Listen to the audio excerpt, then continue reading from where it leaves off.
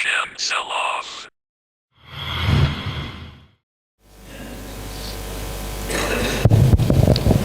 Assalamualaikum warahmatullahi wabarakatuh. Assalamualaikum warahmatullahi wabarakatuh. Bismillahirrahmanirrahim. Yang saya mau tanyakan, Ustaz, saya sekarang bekerja di perbankan. Bekerja di Perbankan. perbankan. Ya. Di konvensional. Konvensional. Selama 1 tahun ini memang saya sudah ingin keluar. Pengen keluar tapi Ya. Belum karena memang saya sendiri kan ada pinjaman di perusahaan. Jadi pinjaman untuk pegawai. Nah, kalau mau keluar harus melunasi dulu. Ya. Nah gitu. Ya mungkin saya berpikir jalan keluarnya adalah usaha. Nah sekarang saya sudah mulai usaha, tapi memang saya tidak menggunakan gaji saya untuk usaha, tapi gaji istri saya untuk usaha. Ya. Nah, usaha. Sebentar. Dia tidak akan bisa Anda berusaha sebelum Anda bertaubat, itu tidak akan berimbang. Seseorang berbuat maksiat dan mengharapkan rahmat Allah, biasanya kalau jalan yang terbaik resign kemudian berusaha. Tapi kan tidak bisa tadi. Sebelum Anda, banyak kaum muslimin yang pernah berdiskusi, di antaranya seorang, kalau Anda saya sebutkan namanya Anda pasti tahu karena dia pejabat di negara ini. Beliau jabatan terakhirnya sebelum beliau resign adalah kepala kantor BI di salah satu provinsi di Sumatera. Kepala kantor BI berarti rendah apa tinggi? Sangat tinggi. Ketika saya datang ke kota tersebut, beliau ingin berdiskusi langsung. Ya, beliau disekolahkan S2 ke Inggris oleh negara di keuangan.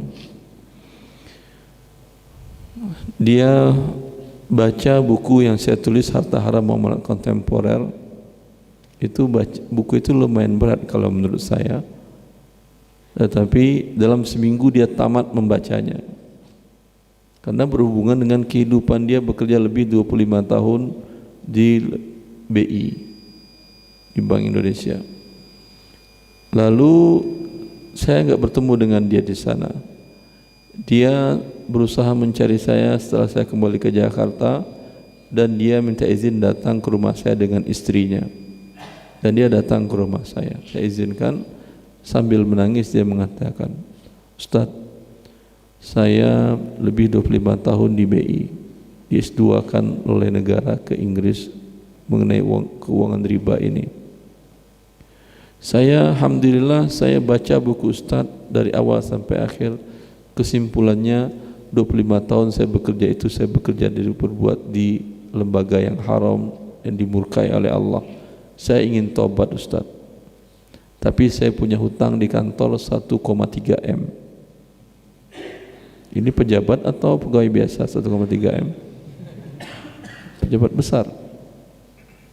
Tapi saya dengan istri sudah berdiskusi, saya akan jual rumah saya di komplek yang mahal dekat bandara itu, perumahan Ungu apa namanya?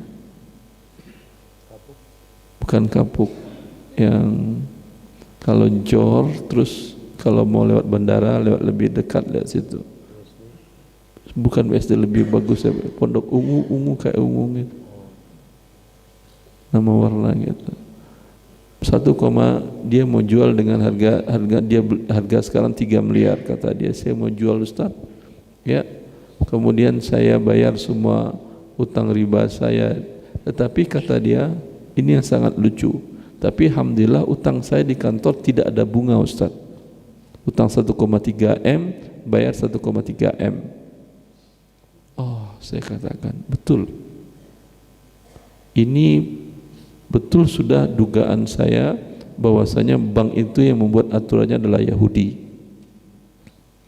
Di dalam Alkitab Taurat yang sudah mereka rubah oleh Yahudi itu, kan riba itu diharamkan dalam semua agama samawi, agama Yahudi, Kristen, dan Islam. Sama dengan syirik, sama dengan zina, sama dengan mencuri. Seluruh yang merusak kehidupan manusia itu diharamkan dalam semua agama yang 3 samawi tadi, termasuk riba. Ya, saya katakan, saya ingat bahwasanya Allah mengharamkan riba di dalam Taurat, tetapi orang-orang Yahudi merubahnya. Allah mengharamkan riba kepada sesama Yahudi. Apa pemahamannya? Kalau kepada non-Yahudi boleh. Itu yang mereka terapkan. Artinya Yahudi A kalau meminjamkan uang kepada Yahudi B tidak boleh ada pertambahan. Tetapi kepada non-Yahudi silahkan. Itu yang mereka terapkan di BI. Tukang riba kerja di riba, bila pinjam tidak boleh ada pertambahan riba. Tetapi sesama bukan riba, pelaku riba itu harus bayar riba. Ya, itu yang dia lakukan. Tidak berapa lama setelah itu beliau bertemu dengan saya di salah satu kajian di Jakarta, dan dengan cerah dia mengatakan, alhamdulillah Ustaz, saya sudah lepas dari riba, dari bekerja membesarkan lembaga riba di negara ini, lembaga riba terbesar. Ya, terus sekarang apa kegiatan Bapak? Sekarang kegiatan saya belajar ilmu syar'i, di mana kajian Ustaz saya kejar sampai anak selesai kuliah. Nanti selesai anak kuliah saya akan pulang ke asal saya. Beliau berasal dari Aceh. Ya, dia merasa bahagia ketika bertobat, dan itu yang Allah janjikan kepada orang-orang yang bertobat. Anda bahagia, dan Allah mengatakan dalam hadis yang sahih, lallahu afrahu bi taubati abdihi min ahadikum. Allah senang dengan hambanya yang bertaubat. Tapi persyaratan taubat semua para ulama sepakat meninggalkan langsung tanpa ada jeda waktu. Ya, ajukan resign, tulis surat resign sambil jual rumah atau aset mana yang bisa dijual untuk menutupi hutang tadi. Atau kalau tidak ada, Anda berhak mengajukan kepada lembaga zakat. Bukankah di antara yang berhak menerima zakat gharimin? Iya atau tidak? Orang yang berhutang. Lembaga zakat itu triliunan uangnya. Lembaga zakat yang nasional itu. Ya. Ya. Wallahu ta'ala.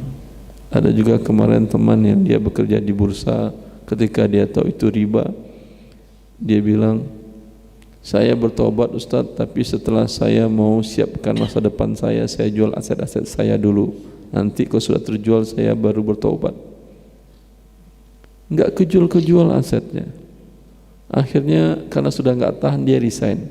Setelah resign, tidak berapa hari setelah itu terjual asetnya dengan harga yang di atas ekspektasi dia. Dia punya rumah di Kelapa Gading. Biasanya tanah di Kelapa Gading itu harga kiri dan kanannya 10 juta per meter. Dia bisa terjual 17 juta per meter. Begitu sayangnya Allah kepada Anda. Ya, semoga Allah mudahkan kita untuk selalu istiqomah dalam taat kepadanya.